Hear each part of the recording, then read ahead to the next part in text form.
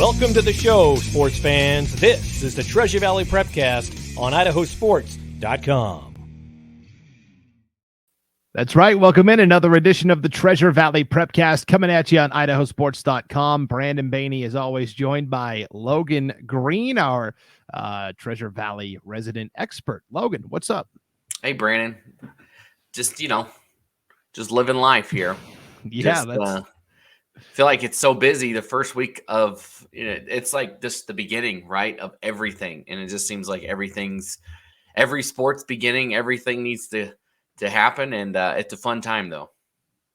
Yeah, we had a lot of exciting football, volleyball, soccer action that took place this past week.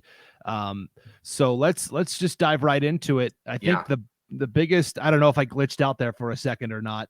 Did you lose me, Logan? No, I think I heard you. Okay, cool. My computer froze up. I have too many tabs open, I guess. I'm a serial tab opener. I know. My wife, she almost wants to, anytime she looks at my phone, she's like, why are there 80 Google Chrome tabs open? I'm like, I might need that tab that I looked at 6 months ago. You just never know. You just never know. Hey, better to hoard on the computer than in real life. That's right. I say. So that's right. Okay, yeah. Let's recap what happened in week 0 for football, because there was a lot of Treasure Valley teams that were playing. And again, this is a weekly breakdown of 5A all the way down to 1A D2 for District 3. You can get audio-only versions of this podcast at IdahoSports.com and wherever you download your podcast, video version as well at the IdahoSports.com YouTube channel or Facebook page. I think the biggest thing that jumped out to me from week 0 was Homedale getting to debut on this brand new turf, playing a Laguna Beach, California team that went 10-2 a year ago, and they absolutely destroyed Laguna Beach. Yeah, there's no other way to say it, and we can say that because they're from California, right? So it's okay to we can talk junk about them. I'm just kidding. Homedale there's no other way to say they creamed them. They smashed them. They ran right through them. You say, you know what? Oh, you guys lost Hayden Kinchlow. You're going to lose some pieces. No big deal. We'll just throw somebody else in and they'll be just fine. And Jackson Dines, he was phenomenal. And they put in there Fisher at running back, I think, replaced Kinchlow. He comes out and scores like 6 touchdowns, something like that. Just, I don't know. Are they the new pick? I mean, not the new pick, but are they after that? Are they the top dog now back in 3A again? Like, are they the talk? Is that where the rumble starts? I don't know, but it's very impressive what they did. And that new field, just kind of feels special for Homedale right at this moment, at least. Yeah, number 1 in all the polls, tied for first in the preseason conference coaches poll with Weezer, and Weezer didn't play last week, so now it's Weezer's turn to go out. Right. And of course, Weezer's only going to care about what they're doing. They're not going to pay attention to what Homedale's doing until they actually play Homedale. What was the more impressive performance from this game, Logan?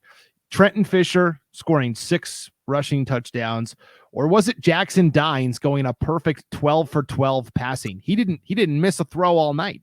No, and Homedale traditionally, and this is what I thought held up Homedale last year in the state playoffs, is when they played Sugar Salem, they just couldn't throw the ball like they wanted to. That was a piece that was missed, at least from my point of view, that they were so run reliant on Kinchlow, and it worked great. But when you get in the playoffs, you got to have a little bit more. And so having that, I think, bodes extremely well. I think it's a good sign, but I think the better performance, I don't know if you saw any highlights of the game, but Fisher wasn't just, picking up 3 or 4 yards, not being touched or scooting out of bounds. He was leveling people. He had people on his back, shaking them off, running through players to get those yards. I mean, I just think overall from what I saw, I wasn't there, so I can't, say this one was better. But man, from what I saw from those runs from Fisher, extremely impressive what he was doing on the ground in terms of fighting through contact and getting through tackles. If you can't bring him down, it's going to be tough to stop. Even if you can shut down the pass game, which clearly Laguna Beach couldn't do. But if you can, you're going to have to bring Fisher down, and Laguna Beach could not bring him down. Yeah, it was very impressive. Homedale wasn't the only 3A team competing this past weekend. Payette played Caldwell on Saturday. Caldwell, we've talked about, they're playing an independent schedule this year at the 4A level, which means they're not a full-fledged member of the Southern Idaho Conference. And you can see that, playing a 3A team like Payette, Caldwell, gave it their best effort, but Payette comes away with the 23-7 win, which I think gives us a clue as to why Caldwell didn't feel comfortable doing a full-fledged schedule. Right. And, this is what I was saying in my broadcast. It's very hard in week 0 or week 1 to tell, is that more indicative of Caldwell not being up there, or is it more indicative of Payette being very good? It's hard to tell 1 week in, 0 weeks in, after one game where everybody's at. We'll see where it shakes out. But I think it is kind of what we think, that Caldwell's still struggling. But, Payette was only a game away from the state tournament a year ago. So, our Kansas City playoff away from making the state tournament. So, maybe Payette, I think they would take slide at that and say, you know what, it's just that we're good. And so, we'll find out more as it goes along, but I think it's probably a little combination of both. Yeah, so a nice 1-0 start for Payette as well. Let's jump down to the 2A Western Idaho Conference real quickly. Coal Valley Christian, the preseason favorite in that conference, opened up their season on the road in Wendell. It was kind of a back and forth game, which, is to be expected in week 0, but Coal Valley does get the win 34-21. All we heard from Coach Mark Moreno was, we're no longer the team that's going to spread it out and sling the ball around. We're going to be ground and pound and really feature, Lincoln G in the backfield. He did score 2 touchdowns, but Dalton Kranz also threw 2 touchdowns through the air on a couple of screen passes. So, Coal Valley looks like they've got the balance going a little bit. I think they might have some of the best jerseys in the state too. They've been putting out images of their stuff, and it's on point. They are nice. They're fresh. I guess that's what the kids say. I don't know. They look really nice. Just the all white with the blue trim. I love them. They look great. Yeah, it was a nice opener for Coal Valley Christian playing in week 0. And their mantra kind of is, we'll play anybody, anytime, anywhere, because they don't have a home field per se, right? They don't have any facilities at Coal Valley Christian. They kind of play wherever they can get in. So a 1-0 start for the Chargers there. 4A, let's quickly talk about what happened at the 4A level. I think the only team that played was Skyview. Let me double check that. Skyview went on the road to Elko, Nevada, and ended up dropping a game 61-35. Skyview's a team that got a lot of preseason buzz. They were actually ranked 5th in the first media poll of the year. I personally didn't vote for Skyview. To me, they got to prove it to me first, but this I don't think we can take too much away from, this non-conference loss. Yeah, and here's the thing though, Brandon. Last year Middleton played Elko. So I'm just going off of that. And I was there for that game at Middleton. And Elko, a team very limited in what they could do. They ran, that tight triple option type offense, very limited, couple of plays running the ball, and that they didn't ever really throw it. And Middleton kind of shut it down. And that was a team that we can talk about them later that struggled against the run last year. But at least from what I know, that's what Elko liked to do, at least last season. So it honestly surprised me to see Skyview not only lose, but lose this badly. Again, I'm just going off of one game from a year ago. Like you said, don't know what we can take away from it yet. But at least in my mind, it's a little concerning to have seen that. Yeah, and we'll see how Skyview bounces back here in week 1. All right, 5A was by far the busiest group, biggest classification in week 0. Logan, you actually were on a call for 2 different games on IdahoSports.com, one Friday night, one Saturday. Which one do you want to start with, Logan? Let's start with the first one that happened, right? So Middleton, Rocky Mountain, that was the game we did Friday night at Middleton. It was great. It was awesome. The weather in the Treasure Valley was a little weird Friday night. So I could see, so Middleton High School is up on the hill above Middleton, and it overlooks, when you're up on top of the Eagle's Nest at Middleton, I mean, I can see the lights at Owyhee that were on for the Owyhee Madison game, right? So I can see that. You can see different stadiums around the valley up there. So it's kind of cool, but you could see storms rolling through. Luckily, nothing nailed us there in Middleton. But coming into the game, I had a lot of people ask me, I was walking around getting stuff, and I I live in Middleton, so I know a lot of people in the community and stopping me throughout, while I was setting up. What do you think's going to happen? What do you think's going to happen? And my thought was, let's see. I thought it was going to be the story of Rocky Mountain's run game versus Middleton's defense, because you had contrasting levels there. You had Rocky Mountain's run game a year ago that was extremely good, and Middleton's defense that was not.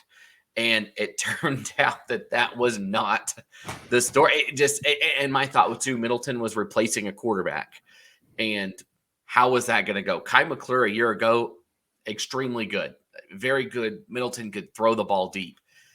So turns out there was 4 touchdowns scored in that game. It was 21-7 in favor of Rocky Mountain. Rocky's 3 touchdowns came in a 5-minute window. That was it. Like, really, outside of that, Middleton's defense, I thought, was very good against the run. I mean, they really shut it down. All 3 of Rocky's touchdowns came through the air. Tegan Sweeney, he's the real deal at quarterback for Rocky Mountain. Very good. And then CJ Jacobson, he caught the first touchdown in the back of the end zone, tiptoed the line. Wasn't sure if he was going to make it in, but somehow he gets it down. You can see why Division I coaches are glamoring at him, which, by the way, this is the one he should pick right here, NC State. It's on my shirt. That NC State did not pay me to endorse them on the air. That's personal. That's personal. But so the thing is, again, is Rocky not as good as we thought, or is Middleton better? And that's where I thought Middleton was not last. And I came on last week and I said Middleton will not finish last, like they came out in the preseason, the coaches' rankings for the conference. And I'm going to stick to it. They are not going to finish last. Now, that said, they struggle to throw the ball. Decker Hagler was the quarterback. I thought they needed to make a switch. They did put in Cash Weeks at quarterback for one drive. He went 3 and out, and it was all on the ground. Really, he hit a receiver in the chest and he dropped it. So they just do not have, and that's not a disrespect to either one of those guys. They don't have the ability to go deep. They don't. They are not going to throw it deep. And Rocky Mountain respected that. And they said, you know what? Go deep on us. We're going to stack the box and you will not run on us. And that defense for Rocky Mountain just shut it down. Nothing. Middleton had like a 70-yard run on the first play from scrimmage and then struggled to get first downs the rest of the night. Like that one play, and then they had one good drive. But on the converse, Rocky Mountain, they never put together a long scoring drive. So that kind of surprised me too from them. A lot of their scores were short. They scored 3 touchdowns. Some of them were short drives. One of them was one play, 40 yards. So, so I don't know. I'm just rambling on here. We'll see how it actually goes. But I thought Middleton's defense looked good. Rocky Mountain's passing game looked good. Outside of that, Middleton's offense needs some help. Rocky Mountain's run game, I didn't see much of it. We'll see if it evolves as the season goes. But Middleton was able to kind of keep them in check with that. Rocky Mountain they went for it on 4th down a couple times in the red zone and just could not punch it in. So that was a little concerning from Rocky Mountain's side as well. So, we'll see. I still think Rocky Mountain's pass game, Sweeney can put the ball where he wants to put it, when he wants to put it there. So that's going to be dangerous. So we'll see when these two play other teams, how they match up and how that, was it more Middleton? Was it more Rocky Mountain? We'll find out. But it was a good game. It was fun to see how those stories unfolded. Yeah, it's weird how you think coming into a game it's going to be this strength versus this strength, and it ends up being the complete opposite. That's kind of funny for sure. Rocky Mountain, Tegan Sweeney is such a good quarterback. He never makes a mistake. He's kind of like Aaron Rodgers in the NFL, where he's got such great accuracy. He's going to put the ball exactly where he wants it to, and he just never allows the defense to make a play on him. He's so good. I've been so impressed watching him. Rocky, and the other thing is he had all the time in the world in the back. That Rocky Mountain offensive line, which kind of surprised me that they couldn't run the ball better, because Sweeney had all day back there. He could have sat in a lawn chair. He had all the time in the world. Middleton started to get a little more pressure towards the end of the game, and he got uncomfortable. But that offensive line for Rocky Mountain is they're big and tough. Yeah, 10 of 14 for 249 yards and 3 touchdowns for Tegan Sweeney. That's pretty good efficiency. That's a high yards per attempt there. 249 yards on just 14 passes. That means he was connecting on some deep throws. So that was impressive to see. And I think Rocky's defense is so good that if they score 21 points most weeks, they're probably going to be coming out on top. So, yeah, we'll see. But you're right. I think Middleton's going to be better than people thought that they would be. And as we turn the page to your game you called on Saturday, Boise really came out and made a big statement against Timberline in a 27-0 shutout. And the Brave, I think, are going to be better than people anticipate. Yeah. So coming in, I was there with Ryan Luke, and we're doing the game, and Timberline was bigger than Boise, without a doubt. The line was bigger, both on both sides. And we kind of commented on it early, just saying they're going to have to really get at it to get through this line. And my goodness, they did. And the Boise line, they might be undersized on paper and to the naked eye, but they were much better. They were getting in the backfield. They were sacking Timberline. The Wolves had to change quarterbacks throughout the game. Just couldn't get it done. The defense was extremely good. Early on in the game, Boise was backed up. So bad field position for the Brave, just really chipped away at that. So slowly did not make a mistake. And that was what I thought was most impressive, is they did not make a mistake. They just let it come to them. So about midway through the second quarter, Timberline ended up shanking a punt and giving a very short field to Boise. And, they just slowly chipped away and got that short field out of it. And then they scored. And then the next drive, Timberline fumbles deep in the zone. They score again. And then they score on the last play of the half. Made it 20-0 at halftime. If anybody had that, I'm taking you to Vegas with me, that Boise would lead Timberline 20-0 at halftime. And then they scored one more late in the game to put it away.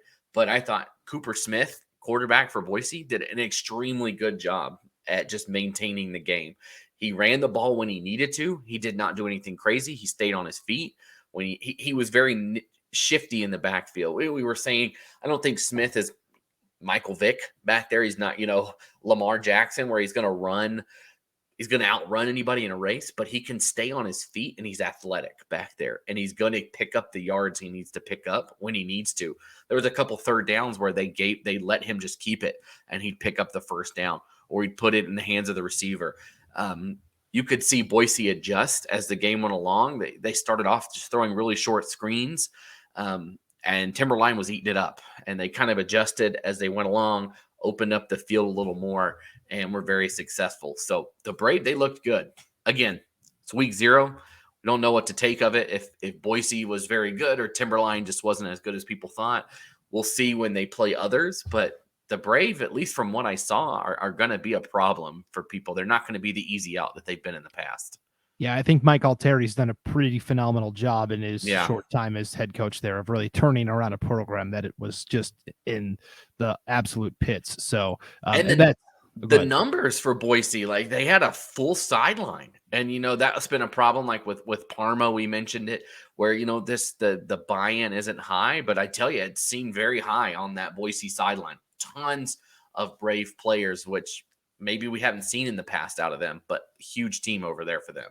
Yeah, and Parma did have enough players to save their season, so that was big, exciting news for Parma for sure. The other 5A games that happened, Meridian defeated Eagle 36-14. I don't think that the fact that Meridian won was a surprise, but maybe how dominant they looked in that win. Yeah, just plowed through them, right? Just kept it, and I think they did it mostly on the ground. Just really put it to them. Meridian, of course, last year was so close to being in a state championship game, just so close. That triple overtime loss to Rigby, and then Rigby goes on and wins it. So I think in a lot of Meridian players and fans and communities' minds, they think we were this close to winning a state championship. That we were, and I don't think they're wrong in saying that, and I don't think that it's out of the question that they're in that top tier this year. That top 4, I think the top 4 in the 5A, people say Rigby, Rocky, Mountain View, and I think Meridian is in that conversation. Yeah, Meridian wasn't in the top 5 in last week's media poll. Eagle was 5, and now they've kind of flip-flopped, and now Meridian is the 5th ranked team. So everyone's going to go, oh boy, Eagle, they're not as good as we thought. Eagle's going to be just fine. Eagle's going to be a good team. Right. They just played a really good Meridian team. Right. So, Mustang fans don't have anything to worry about there. Bora shut out Capital 21-0. Bora is a team that's been getting a lot of preseason buzz in terms of, be on the lookout for these guys. Parker Rushton is back at running back. Corbin McCarney at quarterback played really well. He threw 3 touchdown passes in the victory. 2 of them went to Trace Freeman, and then Rushton caught the 3rd. And the defense pitched a shutout against a pretty stout Capital team. Yeah, so how about that for the Boise School District? 2 games, 2 shutouts. So I think I saw some stat somewhere that it was like the first time Bora had shut out Capital in forever, for a long, long time. So it's not every day, it's almost like it's flipping in the Boise School District, right? That Capital had kind of been the top dog for a long time, and now Boise looking good and Bora looking good. So yeah, interesting to see what's happened, at least in week 1 there. Yep. And Hawaii starts the year 1-0 as well with a 13-7 win over Madison. The Bobcats had more yardage than Hawaii, but the Storm did a nice job of forcing a couple of turnovers. Their defense bent, but didn't break necessarily.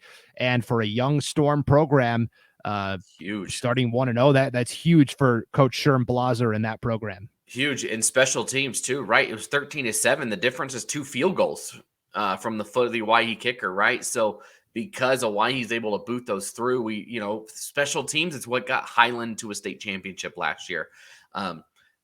Rocky Mountain and Eagle don't want to talk about that, but it's what happened, right? Is Ian Hershey was able to kick those field goals and kick them out of the tournament, and you got to be able to kick field goals, and having a kicker like Hawaii does, being able to boot those 2 through to get the win. They don't always get we always talk about them when they kick one at the last second or they miss one at the last second. But, those ones throughout the middle of the 3rd quarter, they are crucial, and it paid off for them. And to beat a playoff team, it wasn't just like Madison was just some team, right? That's a team that made the playoffs a year ago. And if I'm not mistaken, I think they were the only team to beat Rigby last year. So it's not, Madison is a good team. It wasn't like they had brought some 2A school up and beat them. So impressive win for the Storm. Yeah, that was a big win for Hawaii, and the kicking game was a big factor in Eagles' playoff win at Coeur d'Alene last year as well. They had to go all the way up to Coeur d'Alene and got the knockout there on the road. So yeah, you're right. Special teams, very important. Let's look at what's coming up on the schedule this week for football, and then we'll dive into the other fall sports. Now that we're in week 1, just about everybody is going to get going here, Logan. Yep. In terms of 5A games, you have Capital hosting Bishop Kelly. That's a 5A, 4A matchup. Timberline will be taking on Bora at Donna Larson Park. You've got Hawaii matching up with Centennial. The Patriots started the year 0-1 as well. We should mention that Centennial lost to Cuna 28-3. Right. Cole Lukanga at Cuna is one of the most underrated, underhyped players in the state. He's a great quarterback for Cuna. Yeah, so. And that was another team that got picked low in Cuna, and Centennial was picked, I think middle of the pack this year, but Cuna looks good too. So lot going on. Yeah, definitely. That middle of the SIC is going to be fantastic to see how that develops. So yeah, Hawaii is at Centennial. That's the team they played last year in the season opener, and Centennial won in a pretty lopsided game. So I know Hawaii's looking for revenge there. In other 5A games, a game that will be broadcast on IdahoSports.com, you've got Skyview, a 4A, taking on Cuna, a 5A. How does Skyview rebound from that opening loss, and can Cuna keep that momentum rolling? That'll be on IdahoSports.com Friday night at 7:00. You've got Middleton taking on Nampa. The 2 new 5A teams will play each other. It's the season debut for Nampa. And then to me, the 2 and Boise is at Ridgeview as well. That's a season opener for Ridgeview and a 1-0 Bray team. And then to me, the 2 really big outstanding matchups are a non-conference battle between Rocky Mountain and Coeur d'Alene. The Grizzlies will host the Vikings, a Vikings team that got shut out by Rigby. Yeah. And then of course you've got the rivalry game, Mountain View at Meridian. That's also going to be a fantastic battle. Yeah, those 2 right there, I think Rocky's going to take care of business just from going off of what happened in that Rigby shut out Coeur d'Alene, and I think people thought the transfer of power might be happening with with Rigby and Coeur d'Alene in that game. But you were there for that one. Seems like Rigby took care of business, and from what I saw, Rocky Mountain took care of business, and 1 + 1 = 2. So again, they're going to play it on the field and find out. But that Mountain View Rocky Mountain game could be, or Mountain View Meridian could be one of the best games all season, and it comes in week 1. And so we'll see what happens. It's gonna have ripple effects throughout the rest of the season, and even playoff standings. It will matter. This week 1 game will matter for both teams in a huge way.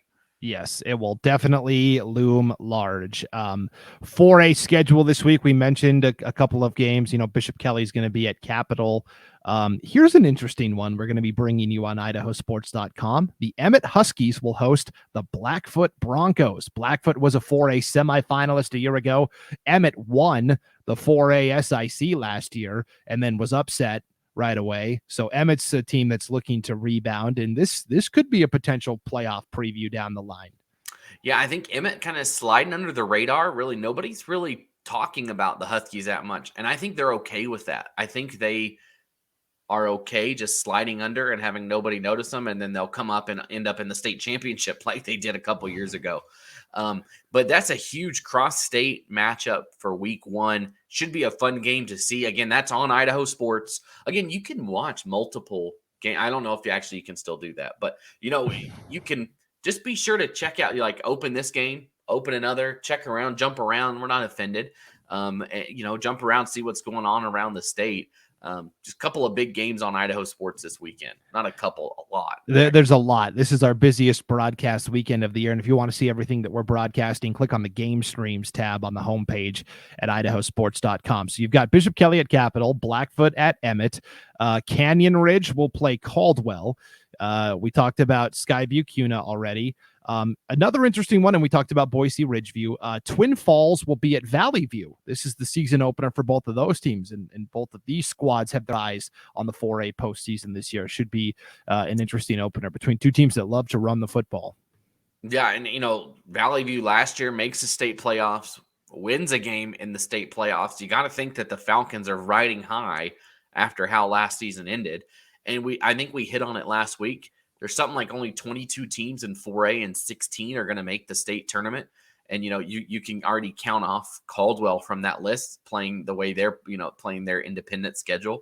So only 5 teams are going to not roughly. No, what's the math there? I don't know. 7, 8 teams roughly are not going to make the playoffs. So if you're a 4A team and you can be average, you're going to have a chance to play in November probably. Yeah, officially it's 16 of 23. 16 of 23. So we'll make it 16 of 22.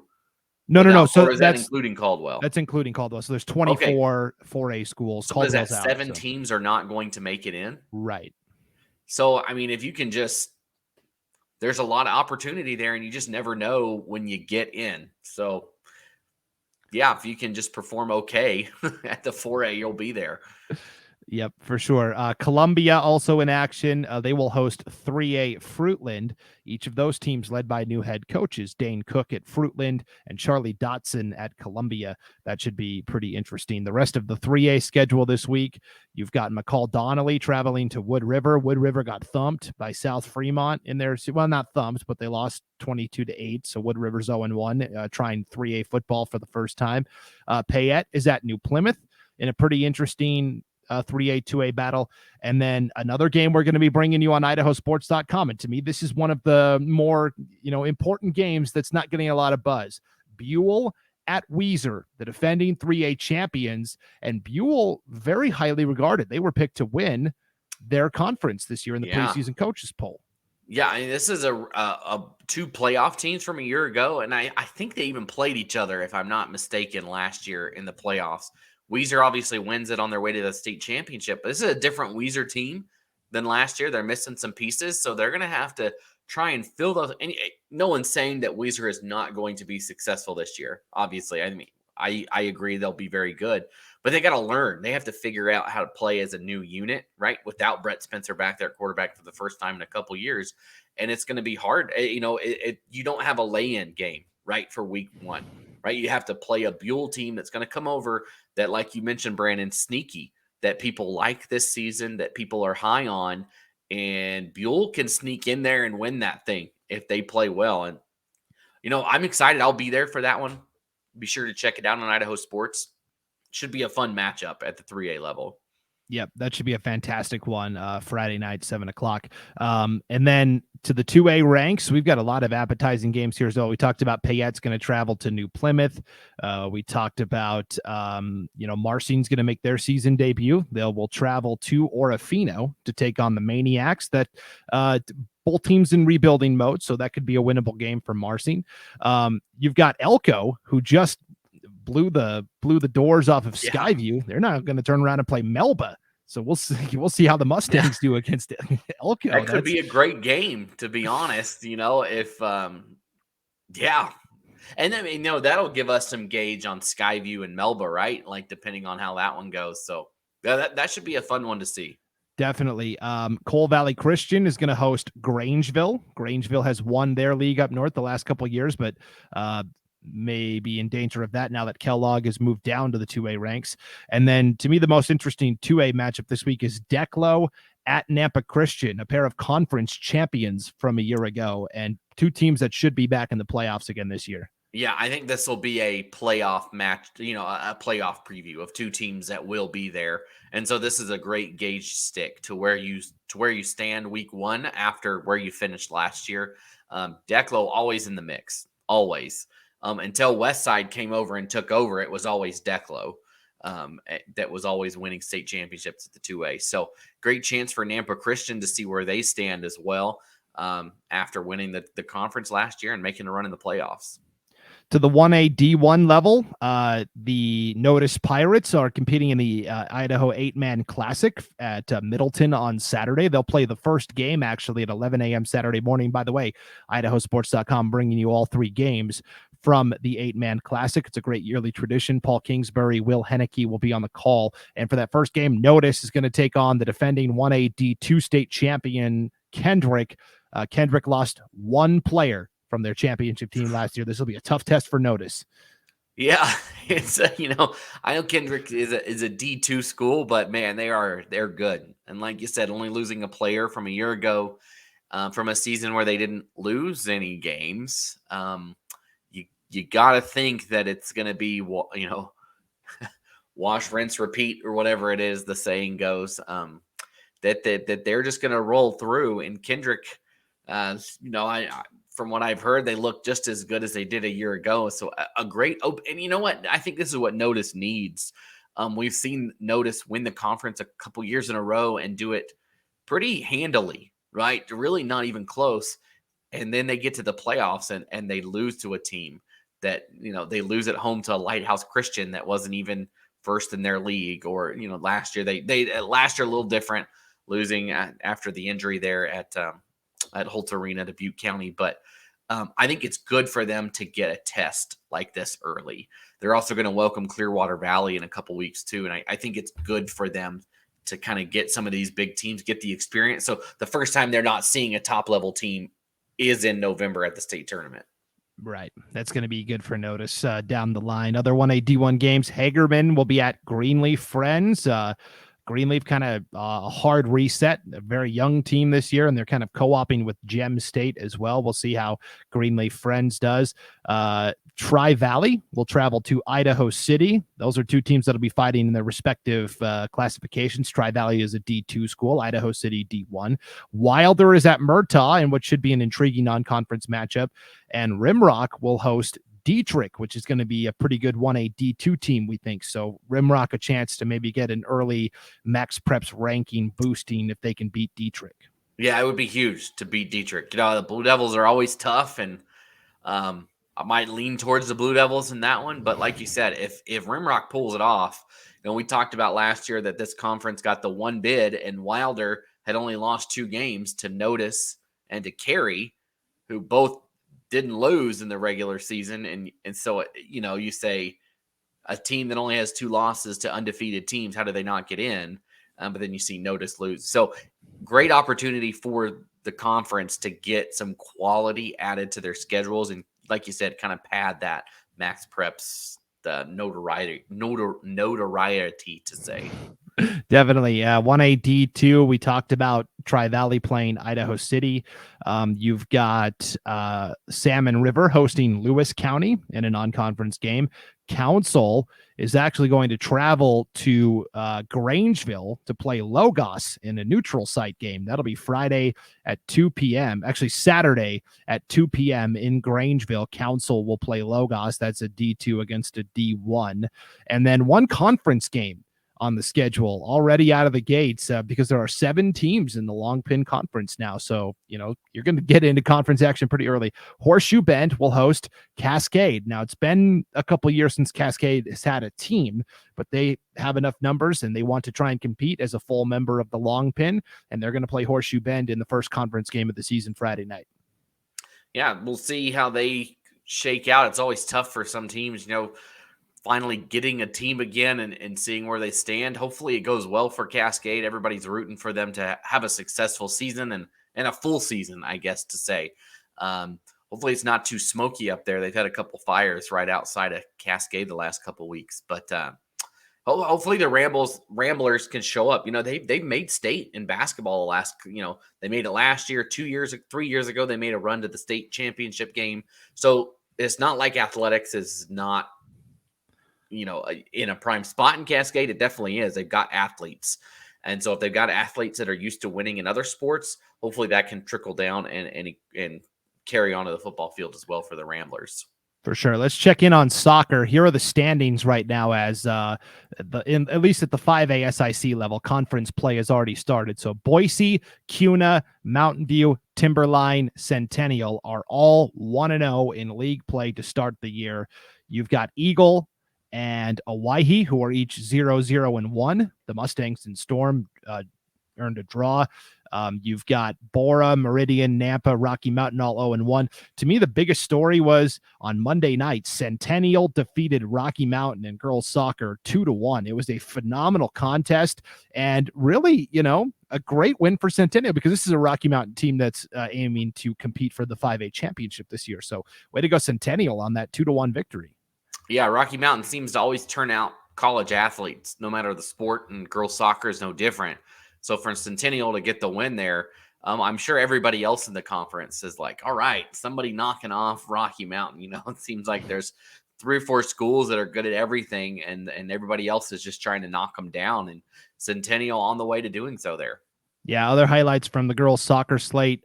Rocky Mountain actually played Boise last Friday in a non-conference game. It didn't count towards the league standings, and for Rocky Mountain, that's a good thing because the Brave won 4-0. CUNY Hirai scored twice for the Brave. Annie Liebich and Sammy Smith added goals as well.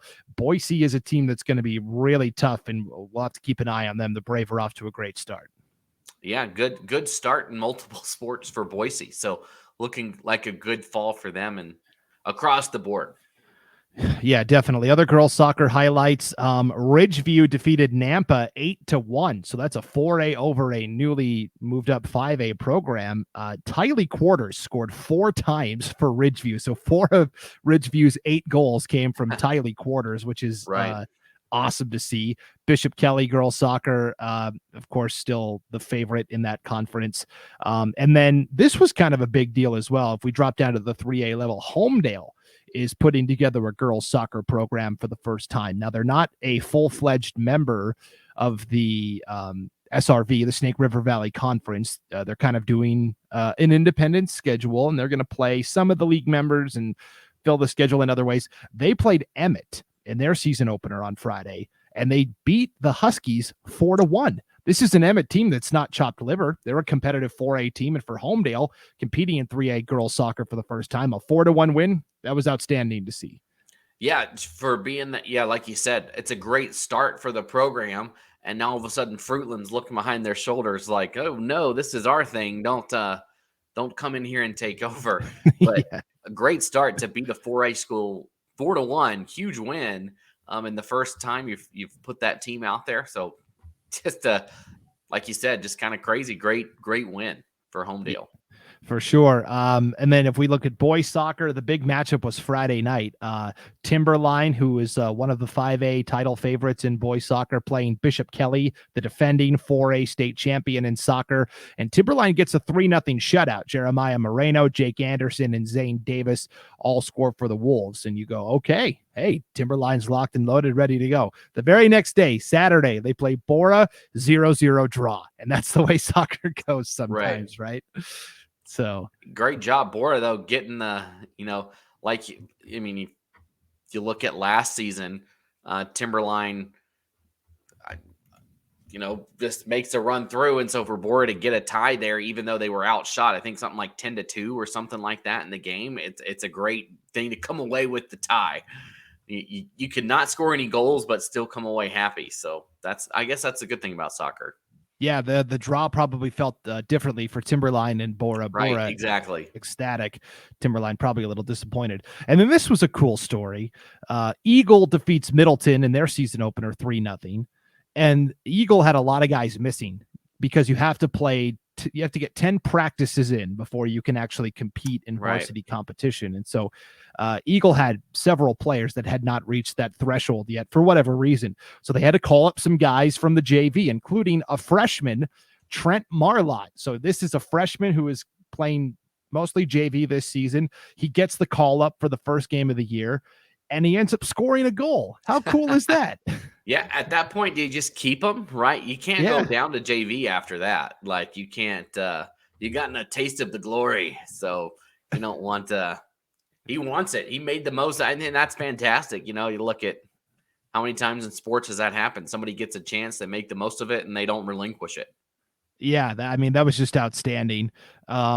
And then let's wrap up with volleyball. I've gotten lots of questions from people. Hey, where's volleyball? How come you guys aren't talking about volleyball? Well, it hasn't started yet. Right. So it finally gets going this weekend. And there's a lot of intriguing games or matches, I should say, on the schedule. There's like a little quad match going on with Kimberly and Buell from central part of the state, and Parma and Homedale. That should be pretty interesting at the 3A level. Early on in the season, we see a lot of these quad matches and tri matches where it'll be like three teams all come and play each other. Of course, the big storyline in volleyball is going to be Skyview. They were so dominant. If they were in 5A, I think they'd win the 5A title going away, but now they've dropped down to 4A, which almost seems less fair. Yeah, but everybody in 4A just turned over and said, great. Terrific. Yeah. Thanks a lot. Second. And so Skyview has scheduled pretty aggressively in terms of, they're going to go back and play in the Durango Fall Classic in Las Vegas, which is one of the signature tournaments in the entire West. They've scheduled a couple of out-of-state tournaments in Utah as well. So Skyview fully expecting to contend again. They actually will start their season at a tournament in Orem, Utah, where they're going to take on some pretty good competition. They're going to play, and again, keep in mind, Utah schools get a 2-week head jump on the Idaho schools. So Utah volleyball teams have already been playing for a couple weeks. So Skyview's coming in fresh. They're going to play in a Utah tournament. Cuna is hosting their annual Cuna Classic this weekend. There's going to be a lot of good teams there, 5A and 4A squads, and some are coming from East Idaho to compete in that as well. So the Cuna Classic will take place this weekend. You've got Middleton taking on Bishop Kelly. Former conference rivals. That'll be a non-conference game. That should be pretty interesting. Bishop Kelly's also going to play Boise. That is pretty intriguing. That's kind of what's going on for the bigger schools. And then as we look down, I talked about this quad match going on at the 3A level. In the 2A ranks, you've got an 8-team conference. There are some schools like Ambrose and North Star Charter that don't play any other sports, but they do play volleyball. Ambrose does play soccer, I should say. But you've got Melba playing Parma. That's going to be an interesting battle. Yeah, it should be good. New Plymouth is going to play Homedale. Cole Valley Christian will take on Weiser. North Star Charter is going to play Centennial Baptist. And Riverstone coming up. Marcin's going to play Riverstone. Nampa Christian, Cole Valley Christian. That's a non-conference match early on in the season. And then looking down at the 1A level, We talked about some of the D1 schools there, but the big story to me is Horseshoe Bend was so dominant last year winning the 1A D2 volleyball title, and they bring back a lot of those same talented players. So it'll be interesting to see. They open their season at Murtaugh on August 27th. So that should be interesting. Yeah, they kind of just ran through everything, and this is a conference that produced Tri-Valley 2 years ago, and then Horseshoe Bend this year. They're just on top right now. And then the big matchup, we get it very early on in the season, which is appetizing. Of course, they'll play a second time, but on Monday the 29th, so we can hop on next week and talk about this match and what happened.